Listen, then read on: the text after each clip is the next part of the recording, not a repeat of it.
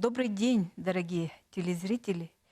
Говорят, язык– это дух народа. У нас в гостях доктор филологических и философских наук, профессор кафедры стилистики факультета журналистики Московского госуниверситета имени Ломоносова Ирина Васильевна Анненкова. Наш язык поэтический. Иногда мне кажется, что именно благодаря языку наш народ выжил. Якутия – это не только центральная Якутия, а еще есть север. Когда вот пролетаешь над Верхоянскими хребтами, страшно становится. Вот они вот торчат, вершины этих гор. И какая была надобность перейти Верхоянские хребты, приезжать в этот суровый край со своим скотом, с коровой, с лошадью. Иван Худяков описал в 1870-х годах язык, мифологию, эпос верхоянских якутов. Книга в прошлом году переиздавалась, и она является источником очень-очень многих монографий, диссертаций. Именно язык был той скрепляющей духовной силой, которая не дала погибнуть нашему народу. Как вы думаете, вот язык для народа, что это такое? Ну, вы совершенно верно сказали, что язык – зеркало души народа, об этом еще Гумбольдт говорил. И, конечно, самоидентификация человека, она происходит в первую очередь за счет языка. Человек ощущает себя принадлежащим к тому народу, к той культуре, на языке которого народа, да, на языке культуры этого народа, если он говорит и мыслит. Об этом Даль Владимир Иванович тоже писал. Поэтому, конечно же, каждый человек, получая такую закваску лингвистическую, а в то же время и духовную, потому что Бог есть Слово, в своей семье он получает представление о себе как о человеке, принадлежащем к той или иной культуре. И в этом смысле, конечно же, русский, говорящий на русском, он ощущает себя как русский человек, якут ощущает себя якутом, татарин татарином, да, потому что он говорит на том языке, который мутершпраха, это у немцев называется, на том языке, который дала ему мать, который дал ему род. Но в этом смысле мы, наверное, очень, и вы особенно, счастливые люди, потому что вы не моноязычны. Вы еще владеете русским языком, который на всех просторах нашей страны является как раз языком межнационального общения, межкультурного общения, языком такого вхождения в европейскую культуру. И от этого вы только богаче. От этого вы ощущаете себя принадлежащим своему малому народу, но и принадлежащими к единому большому народу, который мы сегодня называем россияне, да, но традиционно это русские называлось, потому что русский – это, конечно, не этническое понятие. Благодарна режиссеру Андрею Борисову, который в прошлом году на премьере «Капитанской дочки» сказал, что во всех энциклопедиях написано, что Андрей Борисов – это русский режиссер. И я горжусь тем, что я русский режиссер, я продолжаю школу великой русской драматургии, великого русского театра. Освоение другого языка человека делает более разнообразным, да, понимающим другие культуры.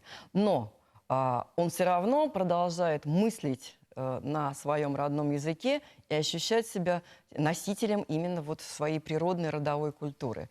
Конечно, язык – это то, что сохраняет иммиграция, да, вот та же русская иммиграция за пределами нашей большой, необъятной некогда страны. Это то, что оставляет их русскими людьми. Они продолжают учить своих детей и внуков тому языку, который передали ему предки. Поэтому, да, конечно, язык – это такая квинтэссенция души народа, понимание своего представления о том, кто ты есть.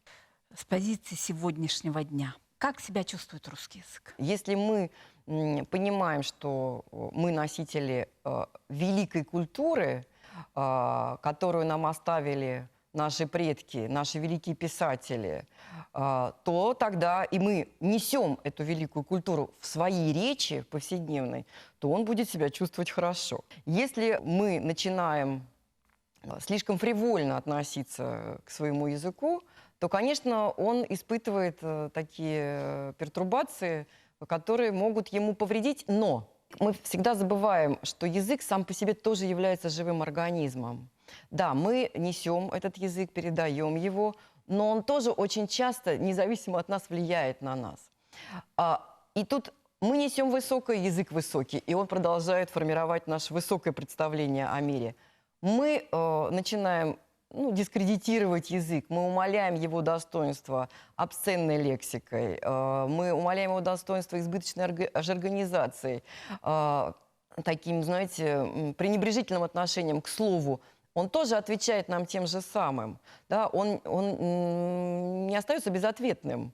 Поэтому его самочувствие напрямую зависит от нашего состояния внутреннего, духовного, душевного, лингвистического состояния. Я думаю, что современный русский язык также силен и также прекрасен, каким он был и раньше, во времена наших классиков, но он подвергается мощному воздействию других культур. Это было всегда. Русский язык всегда воспринимал в себя другие языки. Очень много заимствований, которые освоены русским языком. Но сегодня, конечно же, за счет того, что у нас единое информационное пространство и гораздо большее количество людей владеет иностранными языками, воздействие других языков, в том числе и потому, что геополитически есть страны, англоговорящие, которые наиболее сильно влияют на жизнь мира, этот язык испытывает, конечно же, наш язык испытывает влияние, в первую очередь, английского языка. Есть плюсы, есть минусы. Нужно уметь понимать, что мы должны оставить, и что язык сам оставит, а что все-таки нужно, скажем так, на обочине языка оставить. Поэтому тут во многом зависит от того, как мы относимся сами к языку. А как вы относитесь к тому, что сейчас, допустим, и классиков хотят вот в виде дайджестов издавать? Вы знаете, я все-таки считаю, что это неправильно.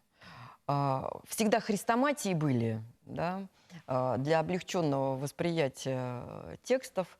Чаще всего это было для школьников, обычно для начальной и средней школы, адаптированные тексты существовали. Но все-таки текст классической литературы Тургенев, Пушкин, Лермонтов, он должен существовать вот в своем таком первозданном виде, в том виде, в котором нам оставил его писатель или поэт.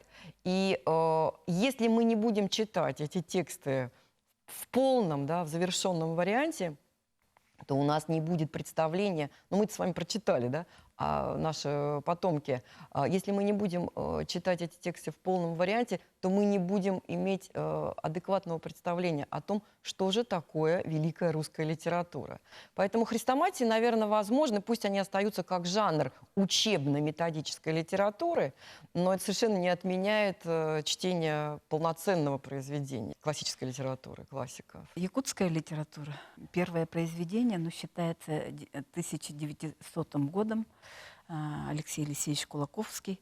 И она сразу взяла очень большую планку, очень высокую планку. Алексей Елисеевич Кулаковский, он в 1912 году предрек наше дальнейшее развитие. В произведении «Сон шамана», полностью анализировав все нации, которые проживают вокруг нас, он сказал только большеноса и нуча, то есть русский.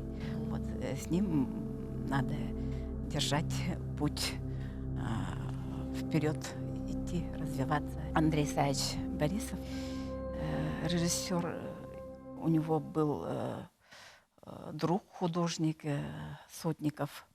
Он из Петербурга приезжал, это его изречение, он всегда говорил, что Геннадий Сотников, я приезжаю за русским театром сюда, в Якутию.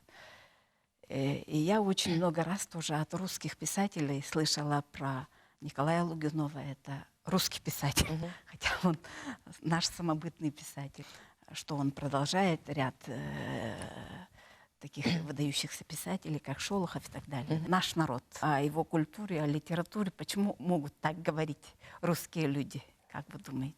По большому счету, русские никогда не воспринимали те народы, с которыми они входили в контакт, да, в отношения, когда продвигались на восток от Москвы, никогда не воспринимали как народы более низкие, да, по своей культуре, всегда воспринимали как народы, у которых можно чему-то научиться. И в этом смысле, я думаю, представители этих народов, они всегда это чувствовали. Они всегда осознавали, что это, ну, старший брат, да, было такое еще выражение, под крылами которого можно достаточно уверенно себя чувствовать. И русские питались культурой тех народов, с которыми они вместе начинали существовать. И эти народы тоже впитывали в себя ту культуру, которую приносили русские. В этом смысле Россия уникальная страна, правда? И вот это умение уважать друг друга, умение ценить культуру, язык другого народа, оно сказывалось всегда. И, в общем, это, порождение этого уважения, такое отношение русских к якутам, да, якутов к русским. Поэтому, мне кажется, это вот уникальность вообще нашей ситуации, необыкновенность. Я в свое время, может быть, это не очень, как сегодня модно говорить, нетолерантно, я в свое время прочитала в 90-е годы удивительную мысль. Ведь в советское время нам рассказывали, что Россия была тюрьмой народов. И вот один публицист написал: ну, если Россия была тюрьмой народов, то тогда, наверное, англосаксонский мир был плахой народов. Потому что мы с вами видим, что, конечно, сохранение абсолютно всех народов на территории огромной империи, огромной страны, такого пространства колоссального, это уникальная ситуация для мира. Не уничтожение, да, не подчинение, а именно такое сосуществование в дружественном, да, братском ключе, умение ценить друг друга, уважать друг друга, входить в родственные отношения, создавать семьи. Это все очень важно. И это породило в том числе и всплеск культуры у тех же якутов, да, всплеск культуры художественной, всплеск культуры литературной. Да, это, мне кажется, это вот взаимное уважение. Посмотрели «Капитанскую дочку», да? Андрей Исаевич ставил. Да, да. Ваши впечатления? Я получила какой-то заряд духовного подъема, потому что, ну, я такой человек консервативный довольно.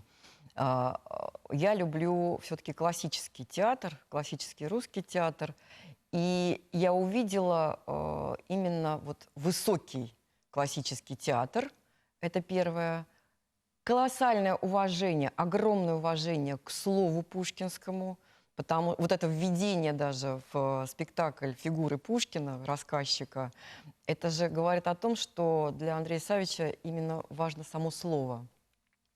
И удивительно точные, емкие, глубокие акценты, которые расставлены в этом спектакле. Я считаю, что это очень высокого класса спектакль, замечательный спектакль. Я благодарна и режиссеру, и актерам, чудесным актерам Русского драматического театра имени Пушкина, которые с таким, знаете, уважением к Пушкину, к эпохе играют этот спектакль.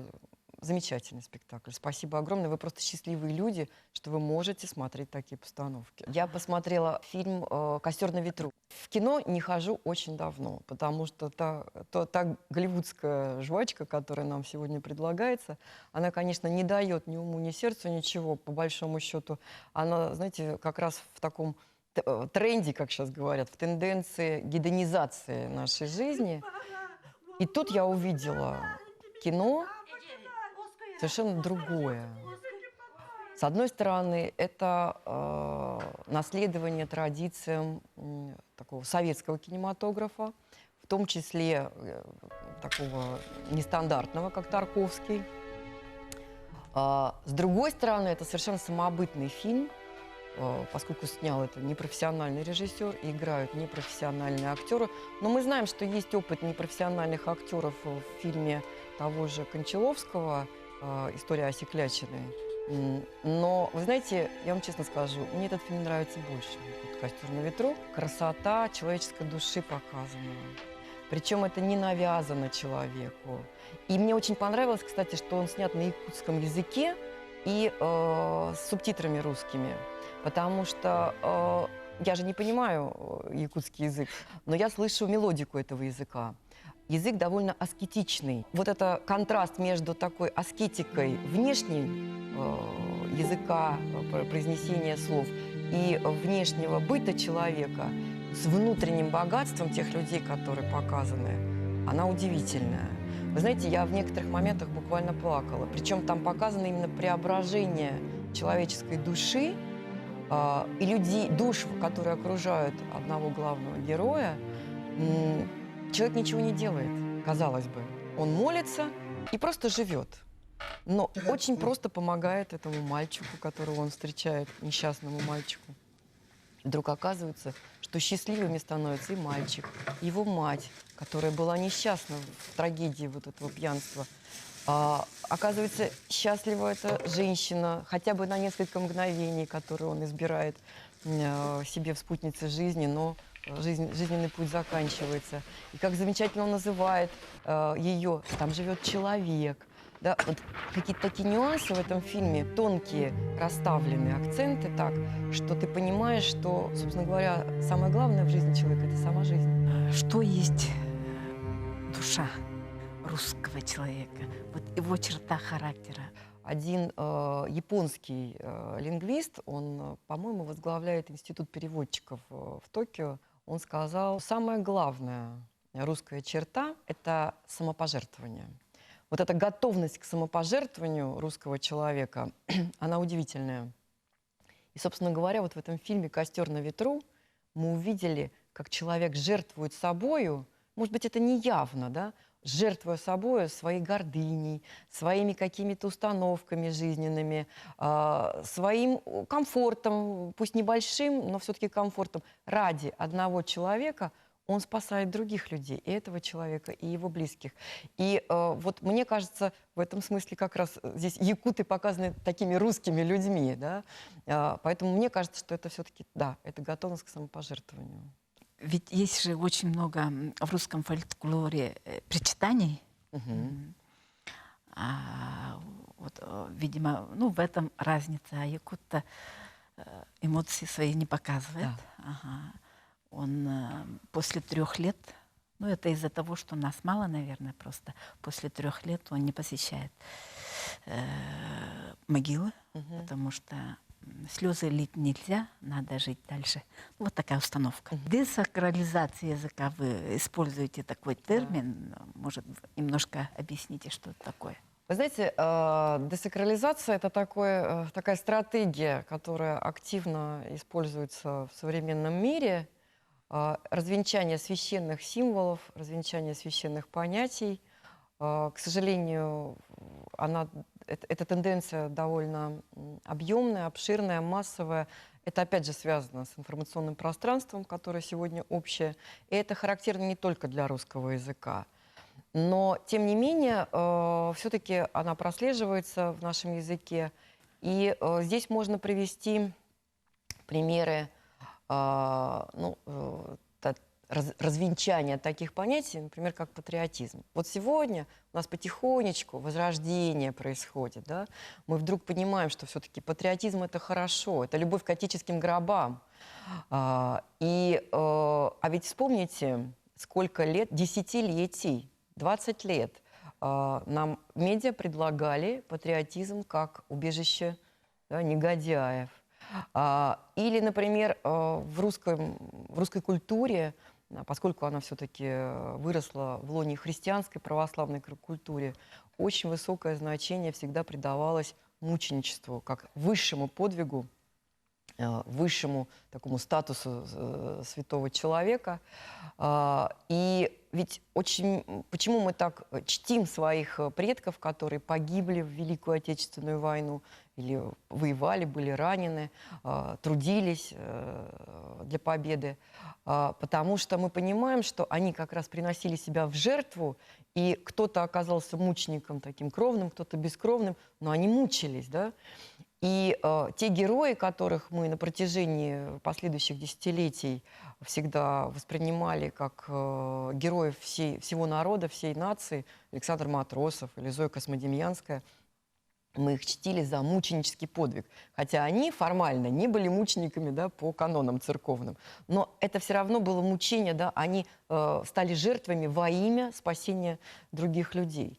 И вспомните, и сейчас ведь опять вот, казалось бы, затихло после 20-летия такого уничижения этих людей, не только они как самые такие наиболее явные фигуры. И вдруг опять вот эта история с Бельжо, да, и с уничижением этой девочки, которая трагически погибла, Зои Космодемьянской. Вот это все как раз, то есть уничтожение представления о святости, да, о том, что есть святое, а что есть греховное. Ну и, кстати, вот продвижение как раз низа человеческого в качестве не табуированного, да, не запрещенного, это тоже все связано с тенденцией десакрализации, да, с тенденцией того, чтобы развенчать священное в человеке. Человек — это дух, душа и тело, да, тело тоже священно у человека. И вот это, но при этом есть, скажем так, части тела, которые табуированы для показа, да, табуированы для вербализации. Да. И, конечно же, всплеск того, что нам предлагается сегодня, и вербально, и визуально, да, это, конечно же, тоже тенденция десакрализации. Достаточно мощная, но мы должны ей противостоять. Мы должны о высоком говорить, о душе. А то может произойти непоправимое. Ну, вы знаете, да, если какая-то вот уже точка бифуркации будет пройдена, то, наверное, да, нация просто будет разрушена. И разрушена в том числе самими людьми. Но пока мы все-таки помним об этом, пока мы думаем об этом, пока мы этому сопротивляемся, пока у нас есть классики, как Пушкин, я надеюсь, что этого не произойдет. Я консерватор и оптимист. Вы учите журналистов. Какую роль играет СМИ? СМИ сегодня на первом месте стоят в процессе десакрализации. Начиная с вот, избыточной визуализации и заканчивая вот, развенчанием таких мифов. Понимаете, нам рассказывают часто в СМИ, в том числе, что мифологизация — это плохо. Ничего подобного. Мифологизация была, есть и будет, потому что человек все равно мыслит образами и символами.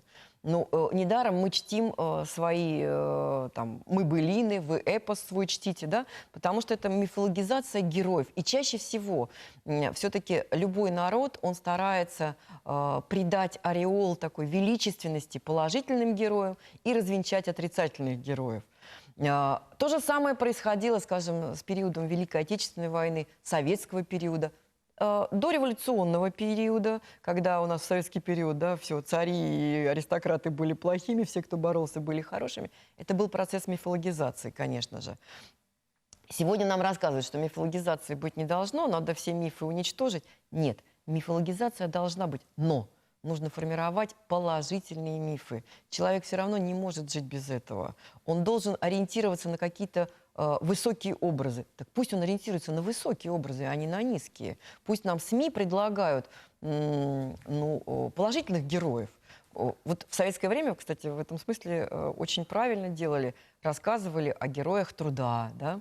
Поэтизировали производство, снимали фильмы производственные. Я однажды, побывав на взрыве на горно-обогатительном комбинате, я поняла, почему это делала советская власть. Да? Потому что вот эта поэтизация труда, показывание такое, да, демонстрация красоты труда, в том числе и такого тяжелого физического труда, это очень важно, потому что это формирует представление о своей стране как о чем-то большом, мощном, красивом, созидающем, а не разрушающем. Вот мифы, которые созидают, они положительные, я за них, пусть они создаются. А СМИ сегодня нам в основном рассказывают про то, как у нас плохо. Рассказывать будем, что у нас есть хорошего. Плохое, конечно, есть всегда, везде, но нужно уметь рассказывать и о хорошем. Ну, года 4-5 лет, наверное, назад я открыла для себя замечательного поэта Юрия Кузнецова. У него есть одно стихотворение «Неизвестный солдат», которое вообще меня потрясло. И в этом маленьком стихотворении это вот есть полностью и русский характер, и вот образ войны, и образ Родины, что это такое. Ну, потрясающее стихотворение. Ни в русских каналах, ни в культуре нет ничего о нем. Поэтому мы нынче взялись думаем, что Очень сделаем, правильно, совершенно сделаем. верно. Сегодня важно вот это движение, сменяемость событий. Человек практически не останавливается и не размышляет, и не думает. Ему некогда. Но он, бедный, замучен работой, плюс СМИ ему предлагают вот эту постоянно меняющуюся картинку, причем не всегда высокого качества с точки зрения духовных и нравственных и этических ориентиров. И, конечно же, вот такого рода передачи, которые рассказывают о людях, которые живут высокими устремлениями, причем неспешные такие передачи, я считаю, что это очень правильно. Я, например, очень люблю передачу на канале «Спас консервативный клуб», потому что там медленная беседа. Ты можешь вдуматься в то, о чем люди говорят. Размышляют, формируют представление о каком-то предмете, да, там, о книгах, об истории. Это важно рассказывать вот именно о том, что созидательного происходит у нас на родине, в нашей стране. Вы преподаете риторику. Объясните зрителям, что это такое. Риторика — это замечательная такая наука и технология, которая во многом формирует человека через его умение выражать свои мысли. Если говорить вот о Древней Греции, где она сформировалась как учение, то нужно знать, что риторический класс был высшим классом при обучении, то есть не все доходили до этого класса. И в риторике, во время обучения риторике, готовился гражданин, свободный гражданин, который был нравственно готов к свободной политической деятельности. То есть готовились публичные ораторы. Но я недаром подчеркнула, нравственно, да, готовые. Это люди, которые имели право нравственное выходить к общественности, к публике и высказывать свою точку зрения. Причем риторика древними греками воспринималась как одна из составных частей пайдеи. Пайдея — это воспитание древнего грека. Это наука и технология, которая как бы завершала формирование такой целостной личности. У нас риторика тоже, как и во всем мире, достаточно серьезно изучалась и применялась в обучении. Мы знаем, что замечательный педагог Кашанский создал риторику, Ломоносов, естественно, написал свою риторику. Но вот после революции как-то риторика сошла на нет. Появилось даже такой синоним, как краснобайство, избыточное плетение словес. Но это связано с определенными историческими эпохами, барокко, когда действительно слишком избыточно украшательством так болели многие риторы.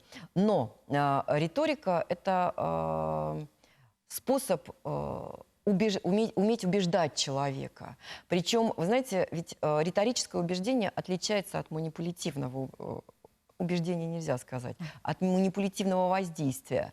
Когда выходит к вам ритор, оратор, который владеет красноречием, он открыто выражает свою точку зрения, открыто пытается вас присоединить к себе, он владеет всеми, скажем так, стилистическими фигурами, стилистическими приемами, он владеет композиционными приемами, он знает, как интонационно убедить вас, да, как присоединить к себе.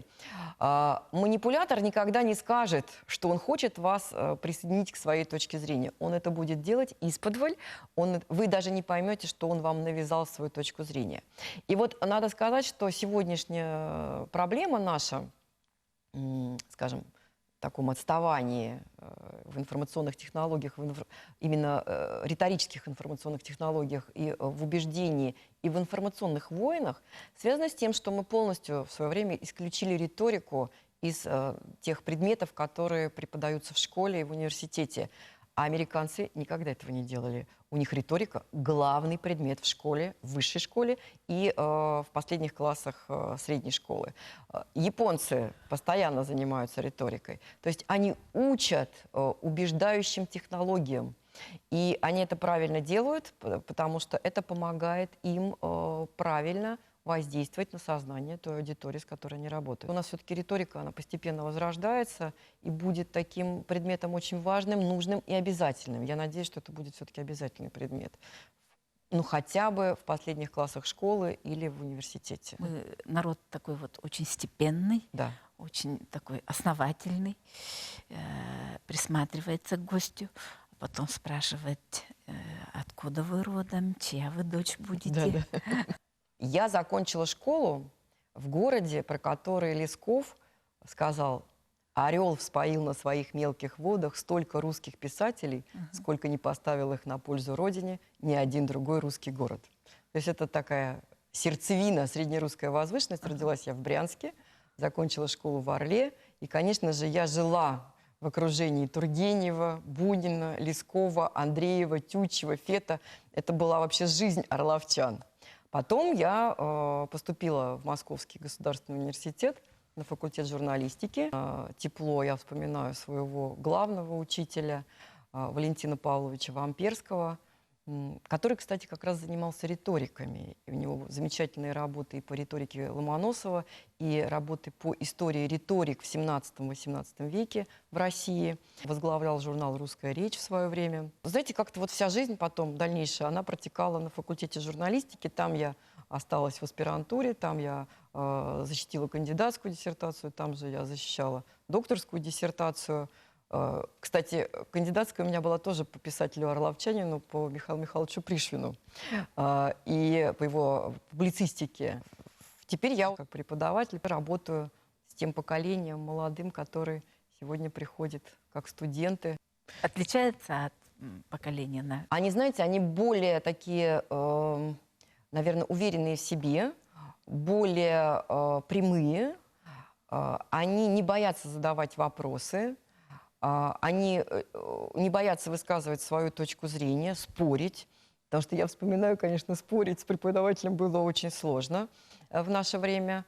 Ну, как-то даже мысли такой не возникало. Они это делают, но самое главное, что они умеют слышать. Они умеют слышать и отзываются. У них очень отзывчивый и ум, и душа на все, что ты им говоришь. Они умеют это воспринимать. Вот я считаю, что студента надо любить. Если ты любишь студента, то он умный, он хороший, он замечательный, он трудолюбивый. И ваши студенты замечательные. Я вот уже 2-й год приезжаю, работаю председателем ГЭК, и мне очень нравятся студенты. Устоявшаяся традиция между факультетом журналистики и кафедрой. Очень многие наши коллеги здесь бывают, и проекты осуществляют, и публикации, и конференции. Полезно нам приезжать сюда, знакомиться с миром, с культурой тех людей, которые здесь живут. И мне кажется, это нас тоже очень обогащает. Это замечательно, что у нас есть такие связи. И восхищена, и покорена и землей, и народом, и удивительно красивые люди, глубокие люди. Люди, которые совершенно осознанно после окончания университета хотят ехать в УЛУС и работать в районных газетах. Это говорит, знаете, все-таки о такой зрелости личностной этих людей, хотя, казалось бы, ну что им там по 20 лет, да? Но вот это говорит о том, что они ощущают себя частью той земли, на которой они родились, плотью и кровью такой этой земли. Это очень ценно, и это дорогого стоит, потому что все-таки такой тренд космополитизма сегодняшний, он никого не оставил равнодушным, всех практически задел. А ощущение сопричастности, своей сопричастности к земле, к родине, в том числе через язык, это очень важно. Хорошо, что это сохраняется. Меня это вот просто покорило. Замечательно. Как вы считаете, вот проблемы современной журналистики, ну, в глобальном смысле? Проблема современной журналистики, наверное, заключается вот тоже в глобализации, в унификации журналистики. Мы все хотим сделать по такому американскому образцу журналистику, а ведь сущность журналистики в первую очередь рассказывать о том, что происходит рядом с человеком. И поэтому то, что существуют региональные издания, каналы, республиканские, районные, областные, они должны существовать и на русском языке, и на национальных языках.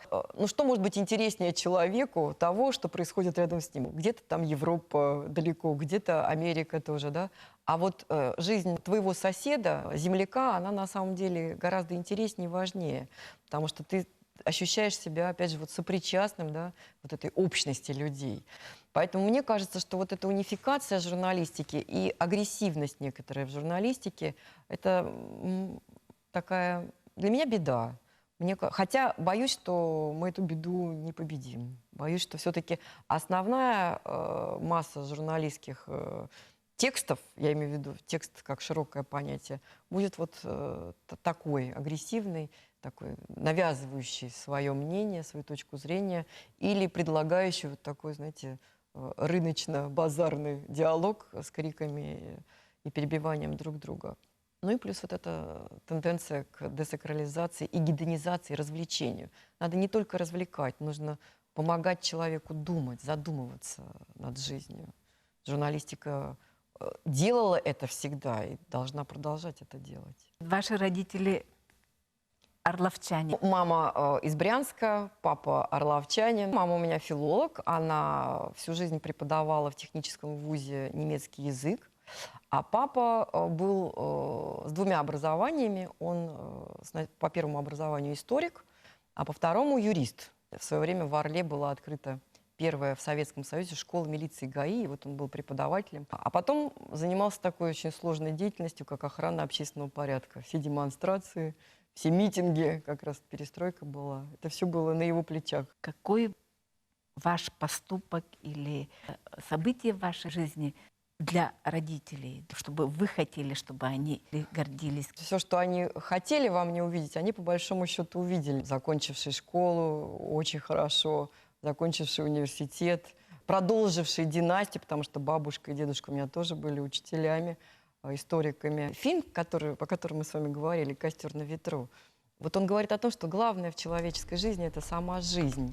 И вот, наверное, достойное проживание каждого дня, умение победить в себе плохое, что в тебе есть, вот покаяться в том, что было в тебе плохого есть. Постоянная борьба с самим собой, она может быть даже важнее каких-то триумфов внешних. Она же ежедневная, тяжелая. Это преодоление самого себя, преодоление обид, да, умение простить другого человека. Для меня это важнее, и я думаю, что, наверное, для родителей важнее, что оставался человеком. Честно делать свое дело, честно жить, умение уважать других людей, относиться к ним как к людям достойным уважения, почтения, любви, да, не превозноситься над ними. Вот это, наверное, самое главное. Хочу пожелать всему тому хорошему, что есть в вашем народе, и что помогло тем людям, которые когда-то пришли сюда с Запада, да, остаться и стать своими, и сродниться. Поэтому я желаю якутской земле процветания, мира, счастья и единства со всем нашим народом.